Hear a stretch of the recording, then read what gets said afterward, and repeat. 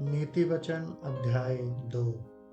बुद्धि का नैतिक लाभ। हे मेरे पुत्र, यदि तू मेरे वचन ग्रहण करे और मेरी आज्ञाओं को अपने हृदय में रख छोड़े और बुद्धि की बात ध्यान से सुने और समझ की बात मन लगाकर सोचे और प्रवीणता और समझ के लिए अति यत्न से पुकारे और उसको चांदी के समान ढूंढे और गुप्त धन के समान उसकी खोज में लगा रहे, तो तू यहोवा के भय को समझेगा और परमेश्वर का ज्ञान तुझे प्राप्त होगा, क्योंकि बुद्धि यहोवा ही देता है। ज्ञान और समझ की बातें उसी के मुंह से निकलती हैं। वह सीधे लोगों के लिए खरी बुद्धि रख छोड़ता है। जो खराई से चलते हैं उनके लिए वह ढाल ठहरता है। वह न्याय के पथों की देखभाल करता और अपने भक्तों के मार्ग की रक्षा करता है।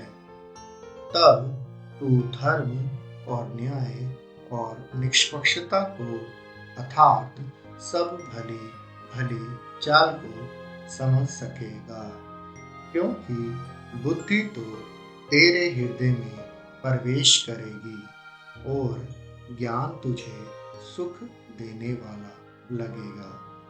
विवेक तुझे सुरक्षित रखेगा और समझ तेरी रक्षक होगी, ताकि तुझे बुराई के मार्ग से और उलटफेर की बातों के कहने वालों से बचाए। जो खराई के मार्ग को छोड़ देते हैं ताकि अंधेरे मार्ग में चलें, जो बुराई करने से आनंदित होते हैं और दुष्ट जन की उलटफेर की बातों में मगन रहते हैं, जिनकी चाल चलन टेढ़ी मेढ़ी और जिनके मार्ग बिगड़े हुए हैं। तब तू पराई स्त्री से भी बचेगा, जो चिकनी चुपड़ी बातें बोलती है और अपनी जवानी के साथी को छोड़ देती और जो अपने परमेश्वर की वाचा को भूल जाती है। उसका घर मृत्यु की ढलान पर है और उसकी डगरें मरे हुओं के बीच पहुंचाती है।